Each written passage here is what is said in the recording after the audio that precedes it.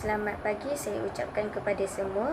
Kumpulan kami iaitu kumpulan 3 akan membentangkan topik berkenaan dengan skema tata cara pembentukan istilah bahasa Melayu iaitu meliputi syarat-syarat serta pembentukan istilah. Syarat pembentukan istilah ada 5. Yang pertama iaitu kata atau frasan yang dipilih menempati konsep yang dimaksudkan serta stabil dari segi maknanya. Contoh istilah karbon merupakan istilah bagi sains iaitu unsur kimia serta unsur bukan logam. Karbon membawa maksud yang sama dengan carbon bagi bahasa Inggeris. Maksudnya telah menempati konsep serta stabil dari segi makna dalam bidang ilmunya. Yang kedua iaitu kata atau frasan yang dipilih merupakan yang paling ringkas namun mempunyai rujukan yang sama. Contoh bagi frasa tidak mengedahkan, apabila kita mengambil istilah yang paling ringkas iaitu alpa ataupun lalai. Yang ketiga iaitu kata atau frasan yang dipilih mempunyai konotasi yang baik, tidak berbau lucah atau membawa implikasi yang buruk dari segi agama, kepercayaan, budaya atau norma kehidupan sesuatu masyarakat. Contoh konotasi ini adalah istilah untuk bahasa kiasan. Contohnya kambing hitam. Kambing hitam merupakan konotasi bagi seseorang yang dipersalahkan atas kesalahan yang tidak dilakukannya. Kambing hitam tidak berbau lucah ataupun tidak membawa implikasi buruk terhadap norma kehidupan masyarakat, budaya, agama ataupun kepercayaan. Okey, seterusnya syarat yang seterusnya adalah yang keempat iaitu kata atau frasan yang dipilih sedap didengar. Contoh untuk istilah kopak. Kita bila kita dengar kita rasa tidak sedap untuk didengar kerana tidak mempunyai unsur keindahan dalam bunyinya, maka kita akan sisipkan el. Okey, sisipan el maka akan menjadi kelopak. Kelopak lebih sedap, istilahnya lebih sedap didengar. Kemudian yang terakhir iaitu kata atau frasan yang dibentuk berdasarkan kaedah yang diterima. Contoh macam penambahan imbuhan mem dalam kata kerja baca. Maka apabila dibentuk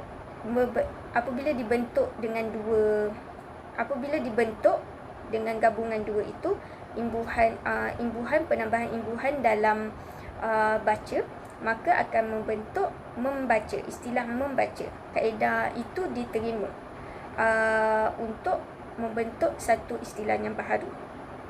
Okey, istilah ini tidak semestinya dalam bahasa Melayu saja, malahan kita boleh menggunakan dialek bahasa Melayu klasik atau bahasa serumpun. Contoh macam awet. Istilah awet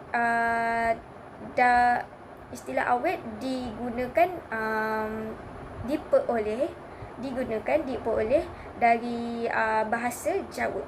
Kemudian jika tiada juga istilahnya sesuai untuk bahasa Melayu, maka kita boleh menggunakan perkataan daripada bahasa asing.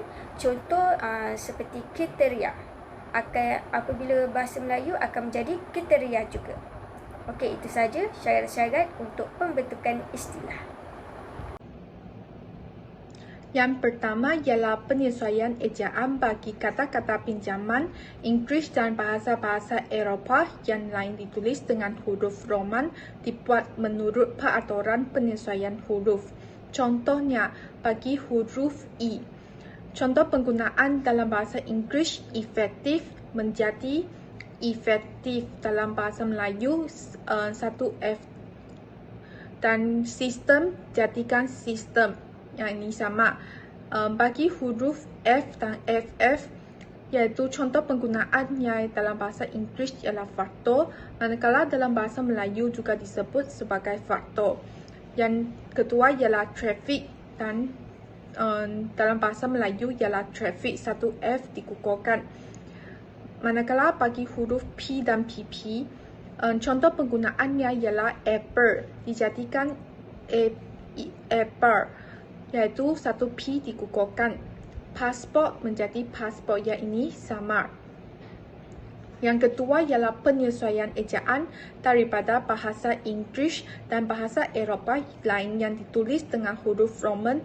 Dipentingkan ialah bentuk ejaan atau bentuk visualnya. Perubahan fonem asing ke dalam bahasa Melayu telah dilakukan apabila diperlukan sahaja. Contohnya, dalam bahasa Inggeris ialah carbon, manakala dalam bahasa Melayu ialah karbon, iaitu C dikukuhkan jadi K dalam bahasa Melayu. Yang kedua ialah kartun. Dalam bahasa Melayu ialah kartun. Yang ketiga ialah structure. Dalam bahasa Melayu disebut sebagai struktur, iaitu C dikukuhkan menjadi K. Yang ketiga ialah kata pinjaman daripada bahasa Inggeris dan bahasa Eropah yang lain dikecualikan daripada peraturan sistem keselarasan huruf vokal menurut sistem ejaan baharu. Contohnya, yang pertama ialah bonus. Dalam bahasa Melayu juga disebut sebagai bonus. Manakala contoh yang kedua ialah fosil. Dalam bahasa Melayu ialah fosil, satu F, satu S dikukuhkan. Yang keempat ialah ejaan gugus konsonan yang terdapat dalam bahasa Inggeris dan bahasa-bahasa Eropah lain diterima dan dikekalkan bentuknya ke dalam bahasa Melayu. Penyesuaian gugus konsonan di awal kata atau di awal suku kata. Contohnya yang pertama, klinik. Dan dalam bahasa Melayu ialah klinik, iaitu C dijadikan K. Yang kedua, drama. Dalam bahasa Melayu juga disebut sebagai drama, sama. Yang ketiga, praktikal. Dalam bahasa Melayu disebut sebagai practice. Manakala yang keempat ialah stable. Dalam bahasa Melayu dijadikan stabil. Sebagai kekecualian bagi peraturan mengenai gugus konsonan, beberapa kata tertentu telah diterima menurut ejaan lama yang menggunakan huruf I pepet yang telah ditetapkan oleh Jawatankuasa Tetap Bahasa Malaysia. Contohnya, dalam bahasa Inggeris ialah kelas, manakala dalam bahasa Melayu jadi kelas dan bukan kelas. Yang kedua ialah dalam bahasa Inggeris disebut sebagai grass, manakala dalam bahasa Melayu jadikan gelas dan bukan keras. Yang ketiga ialah dalam bahasa Inggeris disebut sebagai pen, manakala dalam bahasa Melayu jadi pelan dan bukan pran. Seterusnya, yang kelima, penulisan huruf gugus konsonan di akhir kata atau akhir suku kata bagi kata yang diterima bentuk gugus konsonannya. Sebagai contoh, dalam bahasa Inggeris, perkataan kompleks menjadi bahasa Melayu kompleks. Akhir suku katanya menjadi KS. Yang seterusnya, teks juga menjadi teks yang mempunyai akhir suku kata KS. Yang ketiga, sains menjadi bahasa Melayu sains yang akhir suku katanya NS. Yang keenam, huruf gugus konsonan di akhir kata dalam bahasa Inggeris yang disesuaikan dengan penambahan huruf vokal dalam bahasa Melayu. Contohnya, nationalism menjadi bahasa Melayu nasionalisme, menambah huruf vokal iaitu I. Seterusnya, fact menjadi perkataan fakta, iaitu menambahkan huruf A. Seterusnya, kata daripada bahasa Inggeris dan bahasa Eropah yang lain yang sudah terserat dalam bahasa Melayu dikekalkan ejaannya. Sebagai contoh, custom menjadi bahasa Melayu custom, bukannya kostum.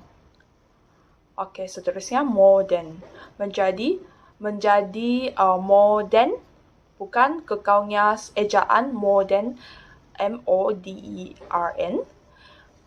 Seterusnya, station. Menjadi bahasa Melayu station, bukan kekalnya ejaannya.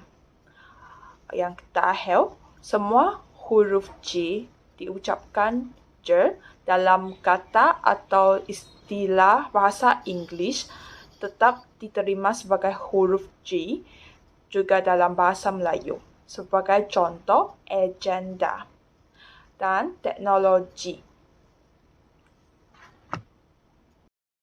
Sebagai kekecualian, huruf J yang diucapkan je menurut sebutan dalam bahasa Inggeris yang disesuaikan menjadi huruf J dalam bahasa Melayu. Sebagai contoh, agent dan image.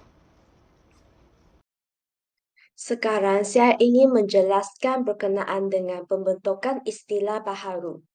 Pada penghujung akhir tahun 1960-an dan awal tahun 1970-an, telah disusun semula satu pedoman pembentukan baharu yang lebih terperinci. Berdasarkan pedoman yang baharu itu, ada beberapa bahagian yang ditetapkan serta diperluas dari segi dasar, cara, dan pedoman, iaitu yang pertama, pembentukan istilah baharu hendaklah berdasarkan sikap dan pandangan yang progresif dan fleksibel bagi bahasa Melayu moden. Yang kedua, istilah baharu hendaklah yang praktis sama ada dalam bidang ilmu atau masyarakat pemakai bahasa. Dan yang ketiga ialah pembentukan istilah baharu dalam semua bidang ilmu atau yang popular hendaklah sentiasa diselaraskan dengan yang dibuat di Indonesia. Seterusnya ialah istilah baharu hendaklah memperlihatkan kekayaan perbendaharaan kata bahasa Melayu dan yang mempunyai sistem struktur menurut kudrat bahasa Melayu Indonesia. Dan yang terakhir ialah istilah ilmu hendaklah seboleh-bolehnya memperlihat bentuk yang jelas dengan istilah asal atau istilah antarabangsa. Dasar baharu yang ditetapkan ini telah memberi peluang kepada para penggubal istilah untuk melihat dengan lebih luas cakupan pandangannya menuju ke arah peringkat antarabangsa. Pada masa lalu, penggubalan istilah dilakukan pada bahasa Melayu sahaja. Contohnya, jika ada kata berakhiran gi dalam bahasa Inggeris, maka dalam bahasa Melayu hendaklah dipakai kata kaji. Marilah kita melihat beberapa contoh, iaitu kalau dalam bahasa Inggeris geologi, maka dalam bahasa Melayu kita akan tukar menjadi kaji bumi. Dan contoh yang kedua ialah dalam bahasa Inggeris ialah psikologi dan dia akan ditukarkan menjadi kaji jiwa dalam bahasa Melayu. Selepas kita meneliti contoh yang sebelum itu, maka jelaslah bahawa bentuk istilah seperti contoh di atas memang baik dan seragam, malah dapat menggambarkan bahawa bahasa Melayu memang cukup kaya dengan istilah. Namun, kedudukan istilah dalam bahasa Melayu akan menjadi janggal atau abnormal jika diperlihatkan dari situasi pembentukan istilah di peringkat antarabangsa. Hal ini kerana bahasa-bahasa lain di dunia melakukan penyesuaian ejaan dan sebutan dalam bahasa tempatan. Contohnya, perkataan biologi. Kalau dalam Indonesia, ia ditukar kepada biologi. Dan kalau di Belanda, iaitu biologi. Spanyol, biologia. Dan kalau di Jerman, biologi. Dan di Perancis ialah biologi. Proses pembentukan istilah terbagi kepada dua jenis, iaitu proses pinjaman terjemahan dan proses pinjaman. Proses pinjaman terjemahan ini terbagi kepada 5 jenis pula. Yang pertama ialah terjemahan langsung. Contohnya, perkataan bahasa Inggeris resistant akan menjadi rintangan dalam bahasa Melayu, manakala solut akan menjadi larut. Jenis yang kedua yaitu penggabungan dua kata umum. Contohnya dalam bahasa Inggris, honeymoon akan menjadi bulan madu dalam bahasa Melayu. Manakala right angle akan menjadi sudut tepat. Jenis yang ketiga ialah penciptaan kata baharu adalah kerana wujudnya konsep yang baharu. Contohnya update menjadi kemas kini dan eros akan menjadi tunggakan. Jenis yang keempat iaitu perluasan makna sesuatu perkataan dan perubahannya adalah daripada aspek bunyi. Contohnya gelap lawannya lengap dan biji lawannya bijirin. Yang kelima adalah jenis mencipta kata baharu dengan gandaan separa iaitu liquid menjadi cair dan radius menjadi jari. Proses pinjaman pula terbagi kepada dua jenis iaitu pengambilan dengan perubahan atau penyesuaian ejaan. Di sini contohnya struktur akan menjadi struktur dan geografi akan menjadi geografi. Manakala mathematics akan menjadi matematik dan kinetik akan menjadi kinetik pula. Dan pengambilan tanpa perubahan ejaan adalah seperti magnet. Perkataannya masih sama, magnet. Radio akan menjadi radio pula. Bonus sama juga bonus ejaannya dalam bahasa Melayu. Dan manakala export pula sama juga export. Sekian, terima kasih. Ini sahaja perbincangan daripada kumpulan kami.